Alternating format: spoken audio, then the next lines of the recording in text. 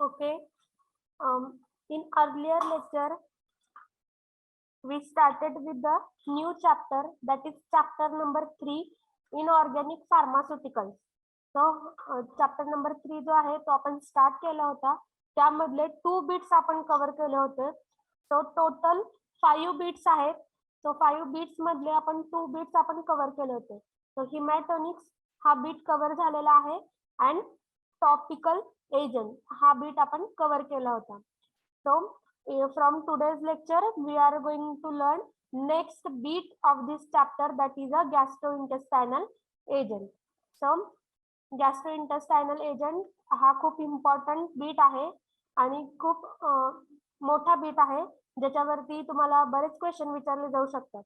So gastrointestinal agent in which classification, so screen is visible to all. Yes, ma'am. Okay. हे गॅस्ट्रोइंटेस्टायनल agent जे आहे त्याचं classification आहे. First classification काय आहे? ऍसिडिफाइंग एजंट, सेकंड आहे antacid, third is a protective, fourth is a adsorbent, fifth is a laxative, cathartics and purgative. So हे तुम्हाला काय आहे? गॅस्ट्रोइंटेस्टायनल एजंटचं क्लासिफिकेशन आहे. बट हे क्लासिफिकेशन लर्न करण्याच्या आधी तुम्हाला बऱ्याच टर्मिनॉलॉजी आणि इंट्रोडक्टरी पार्ट माहिती असला पाहिजे. तर तुम्हाला डायजेशन सिस्टीम माहिती आहे सगळ्यांना? Yes, ma'am. Okay. Digestion system slide show करते. सो डायजेशन सिस्टीम मध्ये कोणते कोणते पार्ट येतात किंवा स्टार्ट कुठून होतं डायजेशन? Mouth. माउथ पासून. ओके. माउथ मध्ये बकल कॅव्हिटी पासून काय होते? डायजेशन स्टार्ट होते. बकल मध्ये कोणती ऍक्शन होते?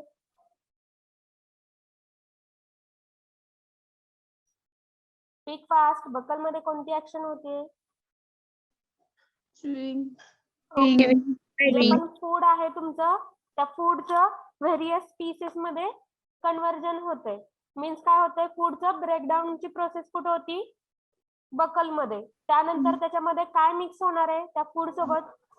Saliva. Okay, saliva. सो त्यानंतर नेक्स्ट पार्ट कोणता असणार आहे? माउथ झाल्यानंतर ना इसोफेगस. इसोफेगस. ओके. इसोफेगस कशासाठी लागतं आपल्याला? Food pass होण्यासाठी.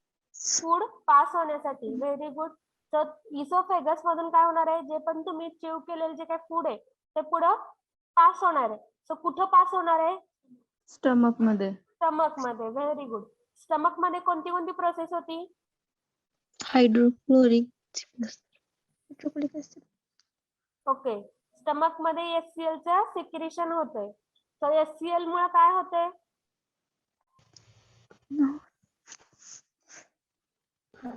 फूड अजून जास्त व्हेरियस हार्ट मध्ये. Okay. Simply all student are present. Yes, ma'am. Okay, only one student are giving answer. So give me the answer. Stomach मध्ये काय काय प्रोसेस होती ज्यावेळेस फूड पास केलं जातं? स्टमक मध्ये काय काय होणार आहे?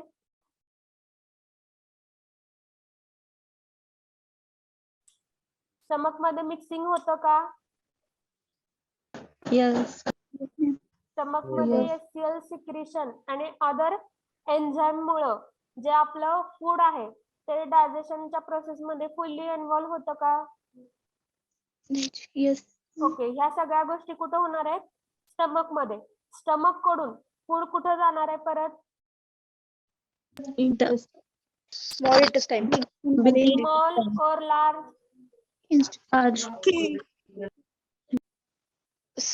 Small. Small intestine कडून large intestine. Okay. Small intestine कडे फर्स्टली जाणार आहे, त्यानंतर आफ्टर दॅट लार्ज इंटेस्टाईन कडे जाणार आहे. आणि ज्या वेळेस ऑब्सॉर्प्शन होतं जे फूड आहे त्या फूडचं कन्व्हर्जन एनर्जी मध्ये होतं त्यावेळेस वेस्ट जे काही मटेरियल आहे ते आपण परत एनएस थ्रू काय करतो? बॉडी मधून बाहेर त्याला फेकलं जातं. नेक्स्ट काय असणार आहे, आता ही आपण काय बघितली, डायजेशनची प्रोसेस बघितली की ज्याच्यामध्ये various organ various part involve झाले. सो ह्या डायजेशन ही जी डायजेशन प्रोसेस आहे, हा जो रिदम आहे, समजा ह्या रिदम मध्ये जर प्रॉब्लेम आला, जसं की जे काय तुमचं इसोफेगस आहे किंवा स्टमक आहे, त्याच्यामध्ये जर प्रॉपर फूडचं मिक्सिंग किंवा पुढे जर प्रोसेसिंग झाली नाही तर काय होणार आहे, व्हेरियस डिसीजेस आपल्याला फेस करावे लागणार आहेत. सो व्हेरियस टर्मिनॉलॉजीज ह्या गॅस्ट्रोइंटेस्टायनल एजंट मध्ये येतात. गॅस्ट्रोइंटेस्टायनल एजंट हे डिसीज वरती ट्रीटमेंट करण्यासाठीचे मेडिकल सबस्टन्सेस आहेत. तो आपल्याला काय बघायचं आहे की हे जे डिसीज आहेत ते कोणते आहेत किंवा कोणत्या गोष्टी ह्या रिदम मध्ये जर डिस्टर्बन्स आला तर होऊ शकतात. फर्स्ट काय असेल, जर समजा तुम्ही बघितलं, तुम्ही बकल कॅव्हिटी मध्ये काय होतं, फर्स्टली सलाइवाचं सिक्रेशन होतंय. सो पहिली प्रोसेस तिथे होते की जे पण बकल मध्ये ज्यावेळेस आपण फूड घेतो त्याचं बारीक आपण काय करतोय, पीस मध्ये कन्वर्जन करतोय आणि सलाइवा सोबत मिक्स करतोय. जर समजा saliva liquid, everyone mute yourself. जर समजा सलाइवाचं सिक्रेशन कमी पडलं तर काय होणार आहे, ते फूड होणार आहे का? होणार नाही, जास्त बारीक होणार.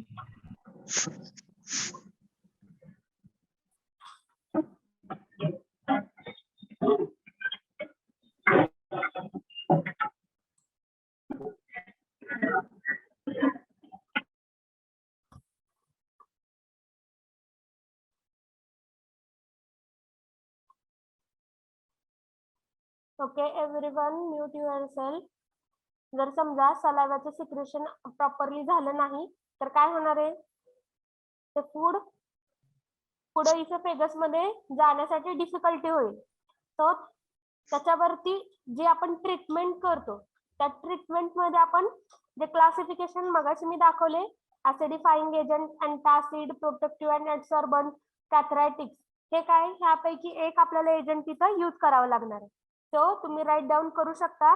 जर समजा अशी कंडिशन अराईव्ह झाली, इनॲडिक्वेट सलाइवा सिक्रेशन, तर त्यामुळे काय होणार आहे, इनॲडिक्वेट सलाइवा सिक्रेशन. तो एरो करा आणि नेक्स्ट काय लिहा, difficulty in सॉलोइंग, difficulty in सॉलोइंग. So ह्या कंडिशन मध्ये आपल्याला काय लागणार आहेत, कसे एजंट लागतील की जे फूड आहे त्या फूडला स्मूथली इसोफेगस थ्रू रन करतील अशा आपल्याला एजंट लागणार आहेत. सो नेक्स्ट, आता ही झाली पहिली प्रोसेस की डायजेशन मधली फर्स्ट प्रोसेस मध्ये जर डिफिकल्टी आली तर हे होणार आहे. नेक्स्ट काय, इथून पुढे इसोफेगस मधून फूड जे आहे ते कुठे जातं, स्टमक मध्ये जातं. सो स्टमक मध्ये समजा HCl चं सिक्रेशन, आता नॉर्मल ज्यावेळेस सिक्रेशन होतं त्यावेळेस सगळ्या प्रोसेस कशा आहेत, व्यवस्थित होणार आहे डायजेशनच्या. पण जर HCl चं सिक्रेशन इन्क्रीज झालं तर काय होणार आहे, ऍसिड लेवल वाढणार ना. ओके करेक्ट, ऍसिड लेवल काय होणार आहे, वाढणार आहे. सो त्या कंडिशनला आपण फार्मसीमध्ये आपण त्या टर्मिनॉलॉजीला काय म्हणतो, hyper acidity. Hyper acidity. So तुम्ही लिहून घेऊ शकता, increase HCl secretion leads to hyperacidity. Increase HCl secretion leads to hyperacidity. So hyperacidity होती, also काय होणार आहे, अल्सर फॉर्म होणार आहे. जे पण स्टमकची जी वॉल आहे तिथं काय होणार आहे, ती वॉल त्याचे जे सेल्स आहेत ते काय होणार आहेत. स्टुडंट, ऑनलाईन स्टुडंट, ब्रेक होणार. ओके, त्यामुळे काय होतंय, अल्सर फॉर्मेशन होते, ऑल्सो गॅसेस फॉर्मेशन पण होते ऍसिडिटी इन्क्रीज झाली की. तर नेक्स्ट समजा जशी इन्क्रीज झाली तसं HCl चं सिक्रेशन समजा डिक्रीज झालं तर काय होणार आहे, क्लोरहायड्रिया. त्या कंडिशनला आपण काय म्हणतो, क्लोरहायड्रिया. सो जर समजा HCl चं सिक्रेशन कमी झालं तर त्या कंडिशनला क्लोरहायड्रिया म्हणतो आणि त्याच्यामध्ये आपण ऍसिडिफायर हे एजंट यूज करतो ट्रीटमेंट मध्ये. सो नेक्स्ट आहे, जर समजा तुम्ही जर बघितली नेक्स्ट फूड स्टमक पासून कुठे जाते, स्मॉल इंटेस्टाइन आणि लार्ज इंटेस्टाइन कडे ते पास होते. जर समजा त्यांची जी मुवमेंट आहे स्मॉल इंटेस्टाइन किंवा लार्ज इंटेस्टाइनची, त्या मुवमेंटला आपण काय म्हणतो, फूड डायजेशन करण्याची प्रोसेस, त्याला काय म्हणतो, पेरिस्टाल्सिस मुवमेंट. सो ती जर पेरिस्टाल्सिस मुवमेंट समजा कमी झाली तर काय होणार आहे, decrease in peristalsis movement leads to stomach मध्ये जे इंटेस्टाइन आहे त्या इंटेस्टाइन मध्ये जर फूड जास्त काळ राहिलं तर काय होणार आहे, अब्सॉर्प्शन जास्त होणार आहे का कमी होणार आहे, कमी. अब्सॉर्प्शन कमी होणार आहे. It is correct. जेवढे का फूड स्टमक मध्ये इंटेस्टाइन मध्ये राहतं तेवढे वेळ काय होतं, अब्सॉर्प्शन.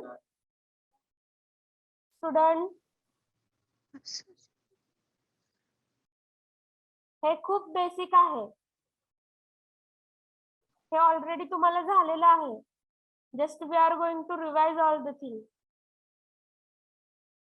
इंटेस्टाइन मध्ये जर फूड जास्त काळ राहत असेल तर ते काय होणार आहे, अब्सॉर्प्शन वाढणार आहे. आणि जेवढं जास्त अब्सॉर्प्शन होईल तेवढं ते वेस्ट मटेरियल आहे ते काय होणार आहे, हार्ड होणार आहे का स्मूथ होणार आहे, हार्ड. हार्ड होणार आहे. So त्या कंडिशनला आपण काय म्हणतो, कॉन्स्टिपेशन. सो इन जर पेरिस्टाल्सिस मुवमेंट डिक्रीज झाली, decrease in peristalsis movement leads to constipation. जे अब्सॉर्प्शनची प्रोसेस वाढल्यामुळे त्यामधलं जेवढं पण मॉइश्चर आहे त्यातलं जे पण अब्सॉर्ब करायचं होतं ते एक्स्ट्रा अमाऊंट मध्ये मॉइश्चर ते इंटेस्टाइन काय करते, अब्सॉर्ब करते. त्यामुळं त्यामधलं जे मटेरियल आहे ते हार्ड होणार आहे आणि कॉन्स्टिपेशन लाईक डिसीजेस अराइज होणार आहेत. सो सिमिलरली जसं इथं काय होते, पेरिस्टाल्सिस मुवमेंट कमी झाली तशी पेरिस्टाल्सिस मुवमेंट त्या इंटेस्टाइनची वाढली तर काय होणार आहे, त्या पॅसेज मधून पुढं पास होणार आहे का तिथंच राहणार आहे, पास होणार पुढं. पुढं पास होणार आहे. मग त्यामुळे काय होणार आहे, डायरिया लाईक कंडिशन. म्हणजे तुम्ही वॉटर जरी सिम्पली घेतलं तरी काय होणार आहे, ते पुढं पास होऊन बॉडी मधून रॅपिडली इलिमिनेट होणार आहे. मग त्या कंडिशनला आपण काय म्हणतोय, increase in peristalsis movement leads to diarrhoea condition. So हे काय झाल्या, व्हेरियस डिसीजेस कंडिशन झाल्या. सो फर्स्टली आपण काय डिस्कस केलं, जी डायजेशनची प्रोसेस आहे ती डिस्कस केली. डायजेशनची सुरुवात कुठून होती, बकल कॅव्हिटी पासून होती. तो बकल कॅव्हिटी मध्ये काय आहे, सलायवा आहे की जे फूड सोबत मिक्स होते. जर समजा ते सलायवाचं सिक्रेशन कमी झालं तर तिथं काय होणार आहे, डिफिकल्टी इन स्वॉलोइंग. सो तिथे एक डिसीज कंडिशन अराइज होती. त्यानंतर नेक्स्ट आपण काय बघितलं की नॉर्मली प्रोसेस जे काय फूड आहे ते इसोफॅगस मधून पास होते आणि स्टमक मध्ये जाते. तो स्टमक त्याच्यामध्ये काय होणार आहे, व्हेरियस एन्झाइम्स, ऍसिडिक एन्झाइम्स काय होणार आहे, ते रिलीज होणार आहेत ते जे काय फूड आहे ते डायजेस्ट करण्यासाठी. जर समजा त्याच्यामध्ये HCl चं सिक्रेशन इन्क्रीज झालं तर काय होणार आहे, हायपर ऍसिडिटी कंडिशन तिथं अराइज होणार आहे. जर समजा HCl चं सिक्रेशन कमी पडलं नॉर्मल पेक्षा तर तिथं कोणती कंडिशन येणार आहे, क्लोरहायड्रिया. त्यानंतर परत आपण काय बघितलं, नॉर्मल प्रोसेस कुठे येणार आहे, इंटेस्टाइन पाशी अब्सॉर्प्शन जे आहे ते नॉर्मल रेंज मध्ये झालं तर प्रोसेस सगळी ओके आहे. बट समजा तिथे डिसीज कंडिशन अराइज कशामुळे होती, जर ती प्रोसेस कुठेतरी त्याचा रिदम फॉलो होत नाही. जसं की इंटेस्टाइनची जी मुवमेंट आहे त्या मुवमेंटला आपण काय म्हणतो, पेरिस्टाल्सिस मुवमेंट. जर समजा पेरिस्टाल्सिस मुवमेंट कमी पडली किंवा decrease in peristalsis movement leads to काय होणार आहे, कॉन्स्टिपेशन. कॉन्स्टिपेशन. करेक्ट. आणि increase in peristalsis movement leads to diarrhoea. diarrhea like condition. Okay, very good. So इथपर्यंत सगळ्यांना समजलंय? Yes ma'am. Yes, ma'am. Okay, ह्या टर्मिनॉलॉजी तुम्हाला हेल्पफुल आहेत. तुम्हाला एमसीक्यू पण विचारले जाऊ शकतात. ऑफलाईन जर तुमची एक्झाम झाली तर ह्याच्यावरती तुम्हाला डेफिनेशन पण विचारले जातात. तर तुम्ही जर बघितलं तर व्हेरियस क्लासिफिकेशन इथं मेन्शन केलेले आहेत. हे जे क्लासिफिकेशन आहेत ते ह्या ज्या कंडिशन अराइज होतात त्या कंडिशन मध्ये आपण ट्रीटमेंट म्हणून यूज करतो. सो फर्स्ट काय आहे, बेसिकली 4 क्लास येतात त्याच्यामध्ये. हे 4 क्लासेस येतात. फर्स्ट काय आहे, product for altering gastric pH. तो classification of inorganic gastrointestinal agent मध्ये product for altering gastric pH. Next आहे protective for intestinal inflammation. Third, adsorbent for intestinal toxins. And fourth, cathartics or laxative for inflammation. हे काय classification आहे. त्यानंतर next,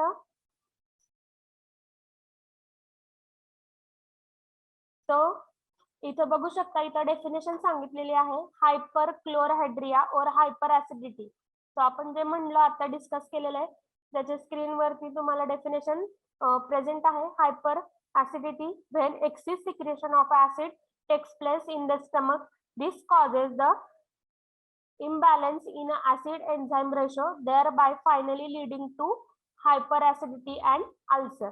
काय होणार आहे, antacid are used in a treatment of a hyperchlorhydria. जसं आपण म्हणतो की HCl चं सिक्रेशन जर वाढलं तर काय होणार आहे, ऍसिडिटी होणार आहे, हायपर ऍसिडिटी म्हणतोय.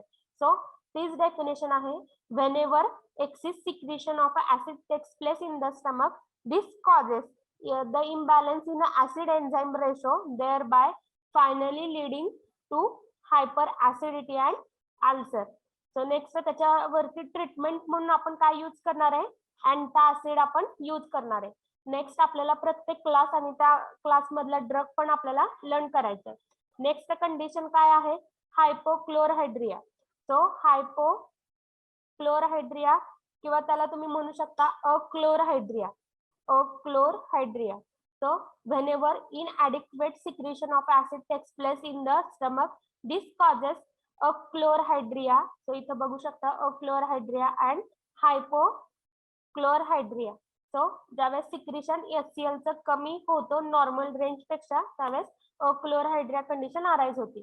सो त्याच्या ट्रीटमेंट मध्ये आपण काय यूज करतो, ऍसिडिफाईंग एजंट और ऍसिडिफायर एजंट. तर इथं ट्रीटमेंट पण तुम्हाला डेफिनेशन मध्ये मेन्शन करायचे आहे. तर कोणते एजंट, कोणत्या क्लास मधले एजंट आपल्याला यूज करावे लागणार आहे, acidifying agent and acidifier agent. Next आहे acidifying agent, acidifier. The drug or agent which are used to increase the metabolic acidosis and gastric hydrochloric acid, they are known as acidifying reagent or acidifier. Example, dilute HCl. तो हा जो class आहे acidifying agent, त्याच्यामध्ये आपल्याला HCl हे drug HCl हे आपल्याला learn करायचं आहे, त्याचे युजेस आणि त्याचे जे पण काय फिजिकल केमिकल प्रॉपर्टी असतील ते आपल्याला लर्न करायचं आहे. तर इथं डेफिनेशन सांगितलेली आहे की ऍसिडिफायर म्हणजे काय, तर जे की HCl चे सिक्रेशन इन्क्रीज करतील असे केमिकल सबस्टन्स. नेक्स्ट आहे antacid. So these are drugs or substance which are alkaline substance and used for neutralizing excess acid in the stomach of the patient suffering from hyperacidity. So antacid हा एक gastrointestinal agent मधला class आहे, ज्याच्यामध्ये जर एखाद्या पेशंटला जास्त acidity होत असेल तर त्याला अँटासिड ही ट्रीटमेंट दिली जाते. हे अँटासिड काय आहेत, हे पण एक ड्रग आहेत की जे काय करतात, स्टमकची जी काही कंडिशन आहे, हायपर ऍसिडिटी कंडिशन आहे, ते कुठेतरी अल्कलाइन मध्ये कन्वर्ट करतात किंवा न्यूट्रलाइज करायचं काम करतात. सो त्या कंडिशन मध्ये आपण अँटासिड ही ट्रीटमेंट देतो. Example, sodium bicarbonate, aluminium hydroxide gel, magnesium carbonate, milk of magnesia, tribasic calcium phosphate आणि मॅग्नेशियम हायड्रॉक्साइड. तर हे काय आहेत, अँटासिडचे एक्झाम्पल आहेत. नेक्स्ट नेक्स्ट क्लास आहे प्रोटेक्टिव्ह अँड ऍडसॉर्बंट. तो क्लासिफिकेशन मधला next class. These are chemically inert substance which are used in the treatment of a mild diarrhea or dysentery. So diarrhea कधी होतो? Voice is audible.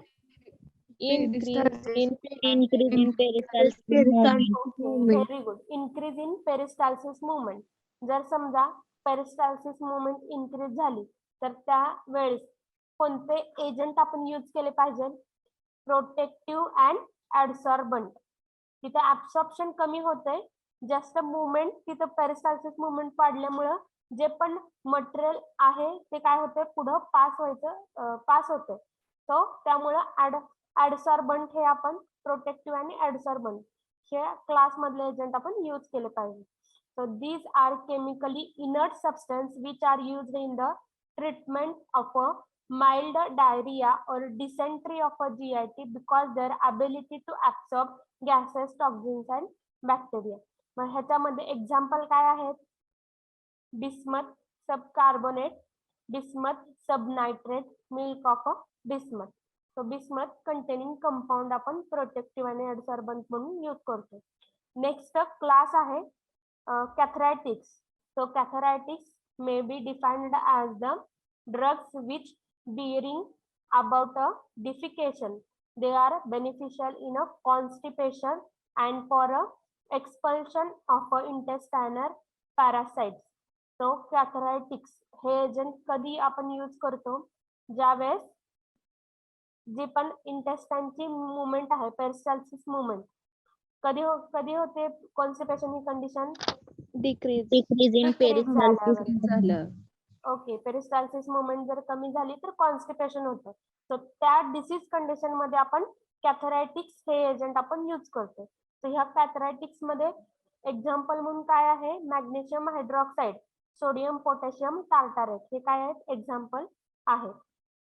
तर इथपर्यंत सगळ्यांना समजले? Yes, ma'am. Next आहे purgative. So purgative are also cathartics which act similarly but are generally mild in their nature of action. Purgative काय आहे? कॅथरायटिक्सची जी action आहे तीच पर्गेटिव्ह पण दाखवतो, फक्त कॅथरायटिक्स पेक्षा कमी ऍक्शन दाखवतो. सो त्या एजंटला आपण काय म्हणतोय? Purgative. So purgative are also catharatics which act similarly but are generally mild in their nature of action. जर समजा आपल्याला कॉन्स्टिपेशन ही जी डिसीज कंडिशन आहे ह्याच्यावरती ओव्हरकम करायचं असेल तर ट्रीटमेंट मध्ये आपण काय चेक केलं पाहिजे की कॉन्स्टिपेशन हे किती त्यांना त्याच्यात डिफिकल्टी किती आहे. तो जर थोडी डिफिकल्टी असेल तर ऍज पर देअर नेचर आपण काय केलं पाहिजे तसे एजंट दिले पाहिजे. मग ह्या केस मध्ये माइल्ड म्हणून तुम्ही पर्गेटिव्ह पण देऊ शकता, माइल्ड जे ऍक्शन दाखवतो ते. नेक्स्ट आहे laxative. So laxative are mild type of purgative. So त्याच्यापेक्षा कमी कोण ऍक्शन दाखवतो? Laxative. So laxative are mild type of purgative. They give rise to same effect but vary in nature and mechanism of action.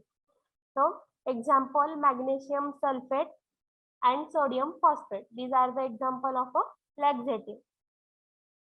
Next, हे classification सगळ्यांना समजलंय? Yes, ma'am. Yes, madam. Yes, madam. Okay, हे जे आहे ते इथून classification start होते. तो गॅस्ट्रोइंटेस्टायनल agent. First class कोणता आहे? Acidifying agent. ओके, ऍसिडिफाइंग एजंटचे एक्झाम्पल काय आहे? HCl. ओके, शॉर्ट मध्ये राईट डाऊन करा. First class classification of a gastrointestinal agent.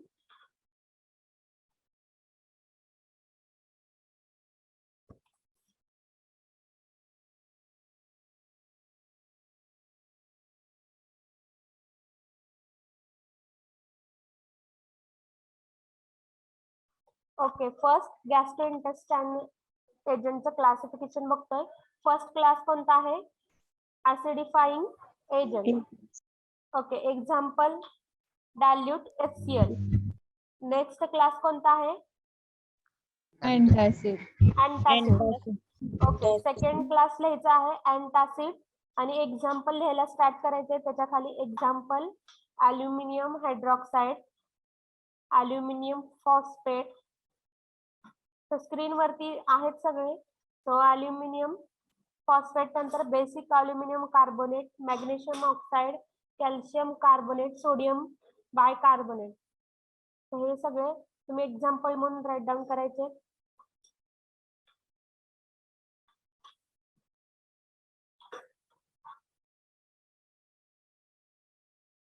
असिडिफाइंग agent काय ऍक्शन दाखवतात? HCl चं सिक्रेशन इन्क्रीज करणार आहेत का डिक्रीज करणार आहेत? इन्क्रीज करणार आहे. ओके, अँटासिड HCl चं सिक्रेशन इन्क्रीज करणार आहेत का decrease? Decrease. Okay, right down करून झालं सगळ्यांचं? Yes, ma'am. ओके, नेक्स्ट बघा. नेक्स्ट काय आहे? Protective and adsorbent. Third class, protective and adsorbent. Example bismuth sub carbonate, bismuth sub nitrate, milk of bismuth. Fastly right down करा.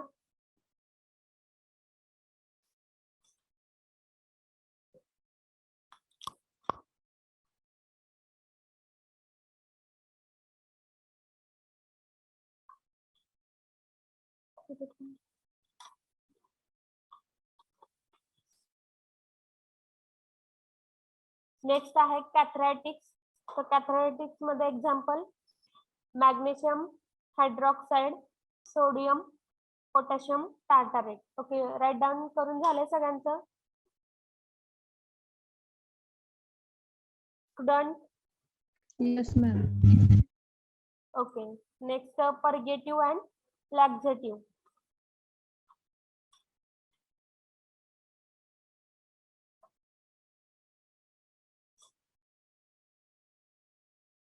हे classification 2 part करायचे आणि जे पण डिसीज कंडिशन आहेत, disease occurring condition, next lecture मध्ये मी सगळ्यांना विचारणार आहे.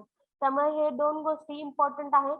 तुम्हाला डेफिनेशन सेपरेटली विचारले जातात, क्लासिफिकेशन तुम्हाला सेपरेटली विचारलं जातं. त्यासाठी हे सगळं 2 पार्ट करायचे आहेत. ओके, लिहिलं सगळ्यांनी? Yes ma'am. Yes, ma'am. Move towards next beat. तर नेक्स्ट काय आहे?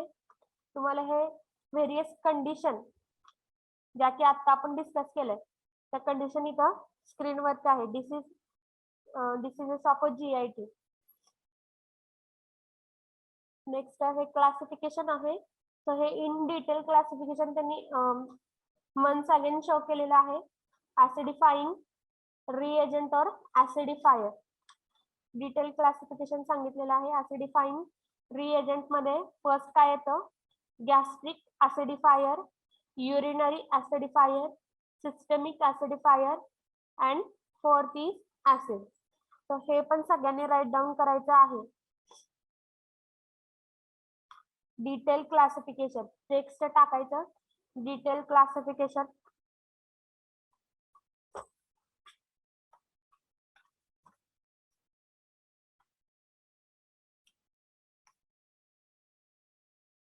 मी सगळ्यांना वन्स अगेन इन्स्ट्रक्शन देते. जे तुमचे फार्मास्युटिकल केमिस्ट्रीची नोटबुक आहे ती नोटबुक कंप्लीट असणं गरजेचं आहे. तर तुम्हाला जर वाटत असेल की सबमिशन आपलं इझी व्हावं त्यासाठी तुमची नोटबुक सुद्धा व्यवस्थित त्याच्यावरती राईट डाऊन केलेलं असलं पाहिजे. ज्यांनी अजून पण प्रिपेअर केलेली नसेल त्यांनी प्रिपेअर करायला स्टार्ट करा. नोटबुक तुमचे चेक केली जाईल. मॅम नोट्स ची का? तुम्हाला जे मी आता राईट डाऊन करायला सांगते, जे पण मी शॉर्ट मध्ये सांगते ते तुमच्या नोटबुक मध्ये राईट डाऊन केलेलं असलं पाहिजे. तुम्ही सेपरेट 200 पेजेसची नोटबुक प्रिपेअर केली पाहिजे for each and every subject. So in that माझ्या सब्जेक्टची कम्प्लीट असणं गरजेचं आहे.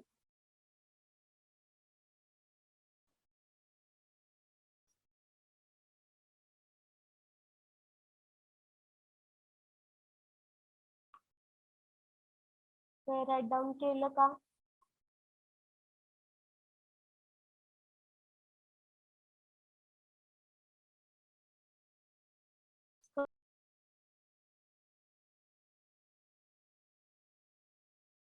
So detailed classification मध्ये third is protective and adsorbent and fourth is laxative, cathartic and purgative.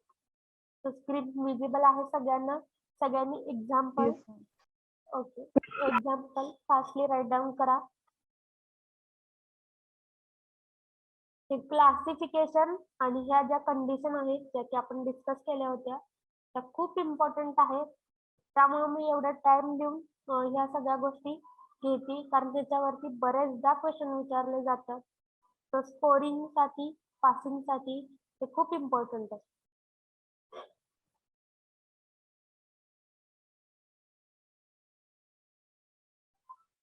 सगळ्यांनी राईट डाऊन केलं. Yes, ma'am. Yes, ma'am. Okay I will still wait for 2 minutes.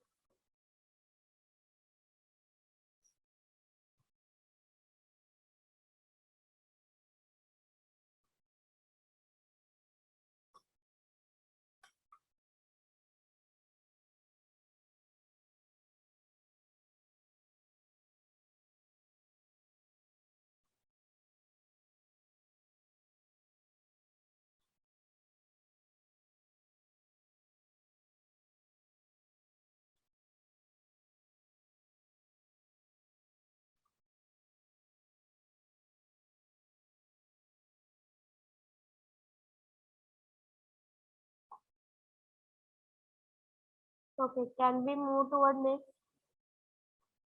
Yes, ma'am. Yes, ma'am. Okay. So next आहे acidifying reagent in that जे की आता आपण तो network error मुळे तुम्हाला स्क्रीन विजिबल नव्हती बट आपण आता डिस्कशन केलं. तर डिस्कशन मध्ये काय काय बघितलं? फर्स्ट बघितली acidifying एजंटची डेफिनेशन बघितली and role of a gastric HCl. So it is correct. Yes. Yes, Okay. Role of a gastric HCl मध्ये किती रोल सांगितले? Four. Very good.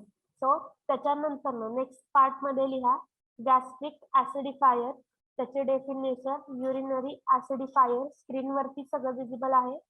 तर राईट डाऊन करायला स्टार्ट करा. सिस्टमिक ऍसिडिफायर अँड ऍसिड त्याचे definition सांगितलेले आहे. So gastric acidifier, these are drugs which are used to restore temporarily the acidity of the stomach in a patient suffering from a chlorhydria or hypochlorhydria. So gastric acidifier हे जे आहेत ते असे drug आहेत की जे टेम्पररली तात्काळ जे पण ऍसिडिटी आहे तुमच्या स्टमकची ऍसिडिटी मेंटेन करतात. So restore temporarily the acidity of the stomach. ते पेशंट क्लोरहायड्रिया किंवा हायपोक्लोरहायड्रिया ज्यांच्यामध्ये HCl चे सिक्रेशन कमी पडले तर त्या पेशंट मध्ये हे आपण गॅस्ट्रिक ऍसिडिफायर यूज करतो. पण कधी आणि ह्यांचा रोल काय? सो गॅस्ट्रिक ऍसिडिफायर हे तात्काळ फक्त ऍसिडिटी इन्क्रीज करतात. नेक्स्ट आहे urinary acidifier. So urinary acidifier in these are the drugs which are used to render acidic urine to enable treatment of some type of a urinary tract disorder. So काय होणार आहे urinary acidifier मध्ये जे urinary tract disorder मधून सफर होतात so त्यांच्या treatment मध्ये आपण urinary acidifier हे यूज करतो. तर त्यांचे युरिनची जी ऍसिडिटी आहे ती मेंटेन करण्यासाठी आपण यूज करतो. नेक्स्ट आहे systemic ऍसिडिफायर. So in that these are the drugs which are able to neutralize the alkaline body fluid particularly blood in the patient who are suffering from a systemic alkalosis. So systemic acidifier आपण कधी use करतो, ज्यावेळेस systemic अल्कलॉसिस मधून एखादा patient सफर होत असेल तर ती कंडिशन ओव्हरकम करण्यासाठी त्याच्यामध्ये ऍसिडिटी इन्क्रीज करण्यासाठी. तर कशाची ऍसिडिटी इन्क्रीज करायचे, जे पण बॉडी मधले फ्लुइड आहे त्या फ्लुइडची पण ऍसिडिटी आपल्याला इन्क्रीज करायची. सो इन्क्रीज करायची म्हणजे एक्सेस नाही करायची, बट आपल्याला नॉर्मल रेंज पर्यंत तिथं आणायचे आहे. त्यासाठी आपण सिस्टमिक ऍसिडिफायर यूज करतो. To overcome the systemic alkalosis condition we use the systemic acidifier. Next आहे acid. So in that acids are used as a pharmaceutical aid in the preparation laboratory quality control. So acids बघतो आपण की lab मध्ये various preparation मध्ये experiment मध्ये आपण काय केलं बघतो की काय केलेले असतात, ऍसिड हे यूज केलेले असतात. रिएजंट म्हणून आपण यूज करतो.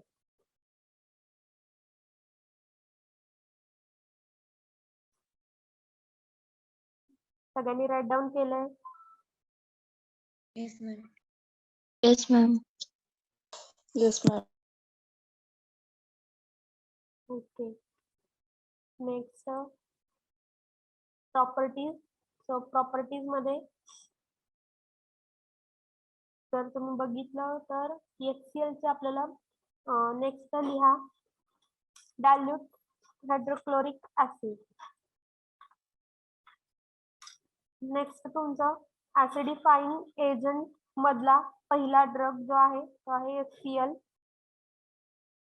तर HCl मध्ये HCl चा फॉर्म्युला जसं आपण HCl म्हणतो तो स्क्रीन वरती पण प्रेझेंट आहे.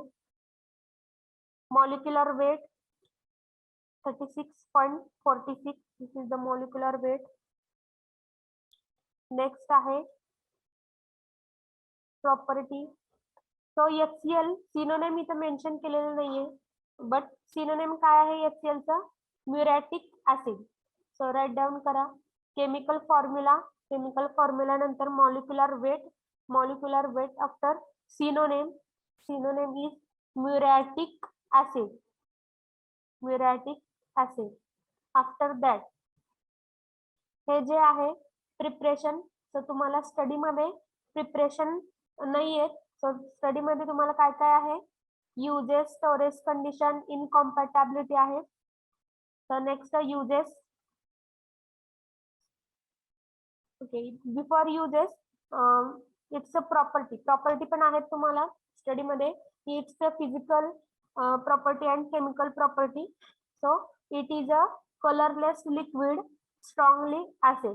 हे कसं आहे, कलरलेस लिक्विड आहे HCl चं, but acidic in nature. So second property, it is a miscible with the water. Alcohol having a specific gravity of a 1.18.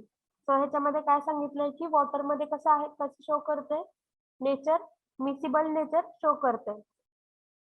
So next third property, it is a strong acid and attracts metal forming their hydrochloride with the evaluation of a hydrogen gas. तो जे substance जे ऍक्वियस मध्ये soluble नसतात त्यांना काय केलं जातं, acid मध्ये सोल्युबल केलं जातं. तो ऍसिड मुळे काय होणार आहे, त्यांचं डिसोसिएशनची प्रोसेस तिथे इन्क्रीज होणार आहे. आणि ऑल्सो ते काय करतील, साल्ट फॉर्म करतील HCl सोबत. So third it is a property. Next काय आहे, fourth property. Even in a high diluted form it is a very strong acid to litmus. जर तुम्ही डायल्युशन केलं तरी पण डायल्युशन करून सुद्धा ते स्ट्रॉंग ऍसिडिक नेचर शो करतं. लिटमस पेपर वरती पण आपल्याला बघायला मिळतं की ते स्ट्रॉंग ऍसिडिटी शो करते. नेक्स्ट आहे आयडेंटिफिकेशन मध्ये after neutralisation it gives reaction which are characteristic of a chloride. ज्यावेळेस पण आपण HCl एखाद्या अदर सबस्टन्स सोबत रिएक्शन करतो त्यावेळेस आपल्याला बघायला मिळते की त्याच्यामध्ये क्लोराइडचा प्रेझेन्स आहे. जसं की जर ऍसिड आणि बेसची जर रिएक्शन केली तर त्याच्यामधून आपल्याला साल्ट अँड वॉटर मिळतं, पण त्या साल्ट मध्ये क्लोराइडचा प्रेझेन्स आपल्याला बघायला मिळतो. So this is the identification test. Next आहे when it is added to KMnO4 solution, chlorine gas is liberated. ज्यावेळेस आपण HCl KMnO4 मध्ये ऍड करतो त्यावेळेस त्यांच्यामध्ये रिएक्शन होऊन क्लोरीन गॅस काय होणार आहे, बाहेर पडणार आहे त्या रिएक्शन मध्ये. So this is the identification test. Property आणि आयडेंटिफिकेशन टेस्ट राईट डाऊन करा. ऍसिड आपण स्टोअर कसं करतो,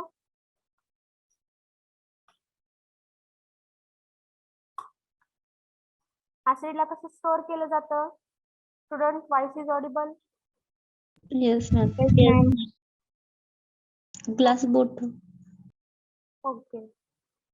कंटेनर कसं असलं पाहिजे, Airtight container.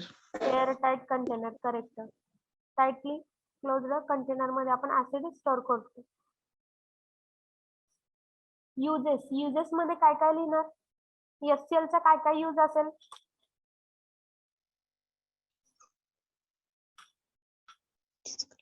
डायजेशन साठी. युजेस मध्ये बघा, it is mainly used as a pharmaceutical aid और as an acidifying agent. Uses मध्ये यूज कसा आहे, फार्मास्युटिकल एड म्हणून आपण यूज करतो. आणि कोणती कंडिशन मध्ये आपण HCl यूज करतो, क्लोरहायड्रियाच्या ट्रीटमेंट मध्ये आपण यूज करतो. That's why second use acidifying agent पण यूज करतोय. थर्ड यूज काय आहे, used as a gastric acidifier when level of hydrochloric acid in gastric are low. So but third use त्याच्यामध्ये लिहा, it is used in the management of metabolic alkalosis.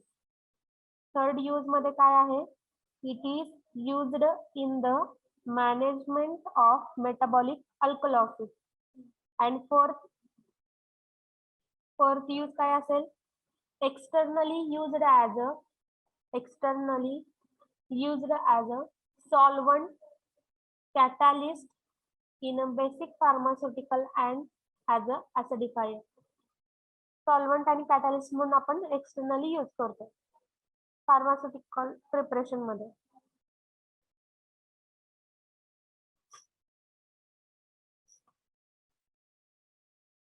इथं आपण एक class complete केलेला आहे.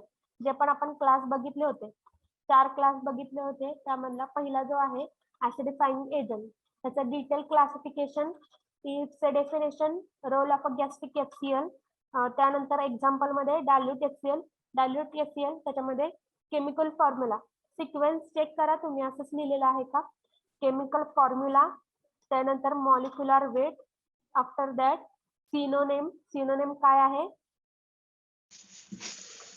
Muriatic acid. acid. Okay, this is the synonym. Synonym नंतर ना it's a physical and chemical property. Simply property म्हणून लिहिलं तरी चालेल. तो प्रॉपर्टी मध्ये प्रॉपर्टी नंतर ना, ओके ठीक आहे तुम्ही लिहिले, प्रॉपर्टी नंतर ना काय येणार आहे, त्याचे आयडेंटिफिकेशन टेस्ट. तर 2 आयडेंटिफिकेशन टेस्ट तुम्ही राईट डाऊन केल्या. त्यानंतर नेक्स्ट काय येणार आहे, युजेस नंतर ना लास्टली स्टोरेज. इथपर्यंत सगळ्यांना समजले. Yes, ma'am. Okay, so next class बघा antacid.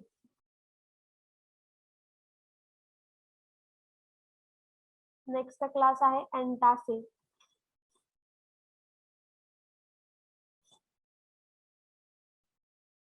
So these are drugs which are usually alkaline substance and are used to neutralize the excess acid in the stomach of a patient suffering from the hyperacidity. So antacid आपण कधी वापरतो, ज्यावेळेस आपल्याला acidity होते. So acidity मध्ये काय होणार आहे, आपल्या जे स्टमक मधले HCl आहे त्याचे सिक्रेशन इन्क्रीज होणार आहे. सो डेफिनेशन राईट डाऊन करा. डेफिनेशन मध्ये मी जे सांगते ती डेफिनेशन राईट डाऊन करा. नेक्स्ट पॉइंट टाका, antacids in that definition. So antacids are the weak bases.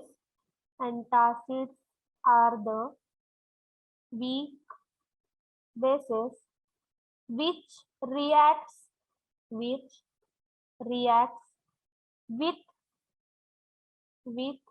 gastric acid, which reacts with a gastric acid and neutralizes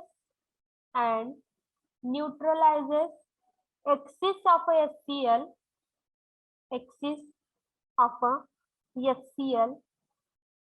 secreted in the stomach. So definition मध्ये example लिहा, definition मध्येच continue करा. example sodium bicarbonate,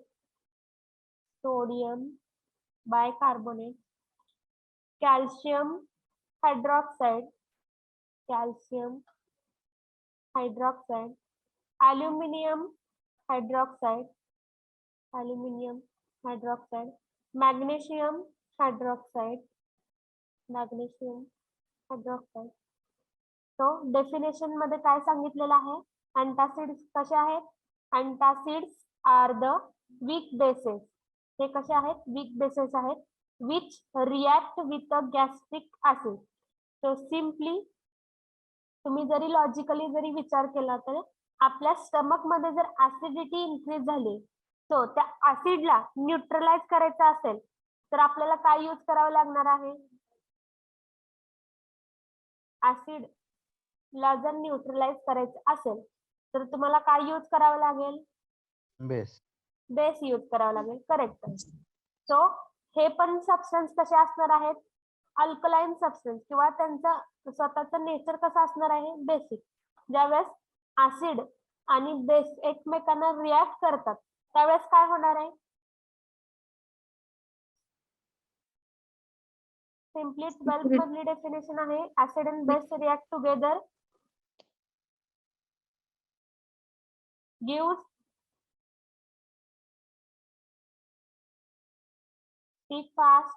If acid and base react together, it gives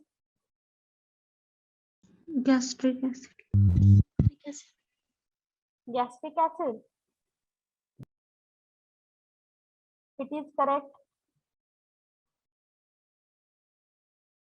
किती easy आणि छोट्या छोट्या गोष्टी आहेत की ज्या तुम्हाला अजून येत नाहीत. हे तुम्ही 10th स्टुडंटला जरी विचारलं ना, ऍसिड आणि बेस रिॲक्ट एकमेकांसोबत केल्यावरती काय होतं तर ते सुद्धा सांगतील. Acid and base react together it gives salt and water. हे बरोबर आहे का? हो. Yes, ma'am. ओके. सो इथून पुढे या खूप छोटे छोटे पॉइंट आहेत की जे तुम्हाला माहित असतील तर तुम्हाला इथून पुढचा सिलेबस नक्की डेफिनेटली समजणार आहे. सो ह्या गोष्टींमध्ये जर आपण टाइम वेस्ट घालवला तर सिलेबस कव्हर होणार नाहीये. सो सिम्पली ऍसिड आणि बेस जर रिॲक्ट झाले तर तिथं साल्ट आणि वॉटर हे फॉर्म होतं आणि त्या प्रोसेसला जे आपण म्हणतो न्यूट्रलायझेशन रिॲक्शन म्हणतो. ही कशी रिॲक्शन आहे, न्यूट्रलायझेशन रिॲक्शन. सो जर समजा वॉटरचं नेचर कसं आहे, ऍसिडिक आहे का बेसिक आहे, बेसिक. ऍसिडिक नेचर आहे का बेसिक? अदर स्टुडंट,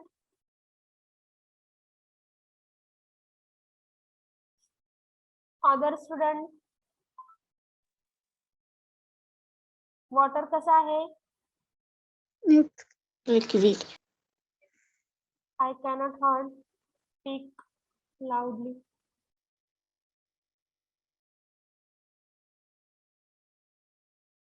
वॉटर हे ऍसिडिक नेचरचा आहे का बेसिक नेचरचा आहे? Neutral. You are correct. So speak confidently. Water ना ऍसिडिक असतं ना बेसिक असतं. वॉटर कसं आहे?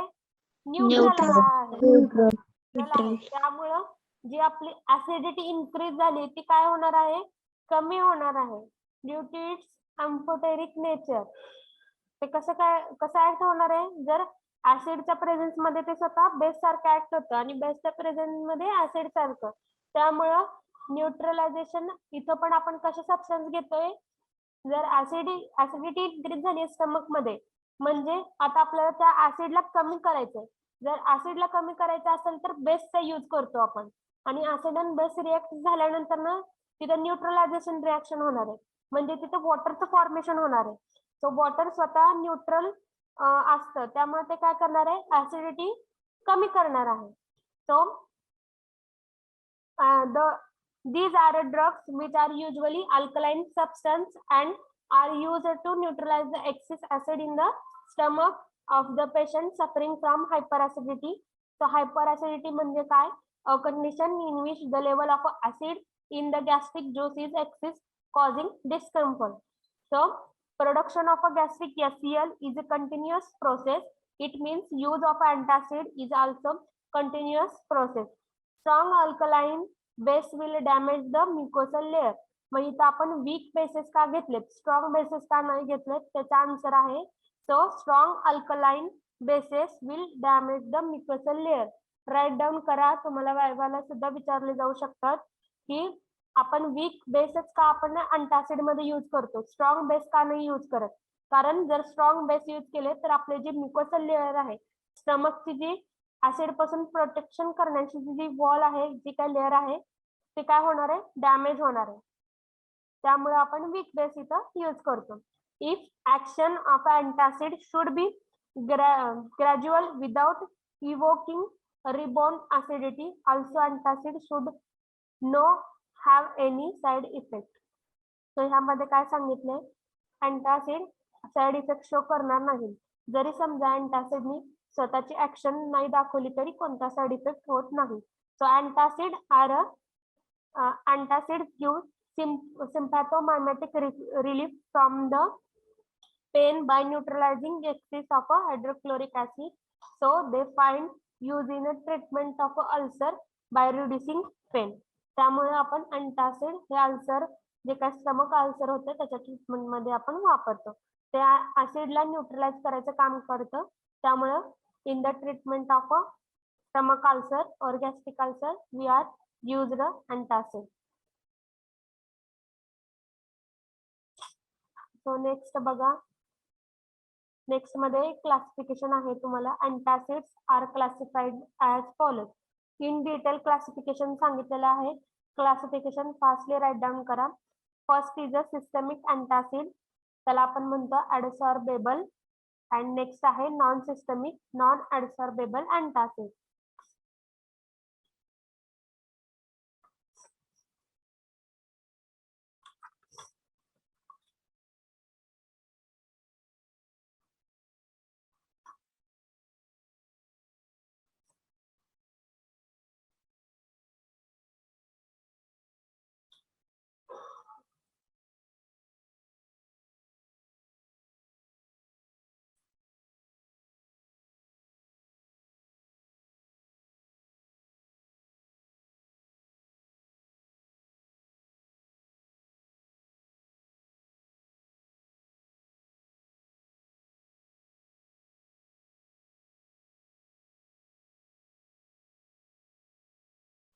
राईट डाऊन केलं का?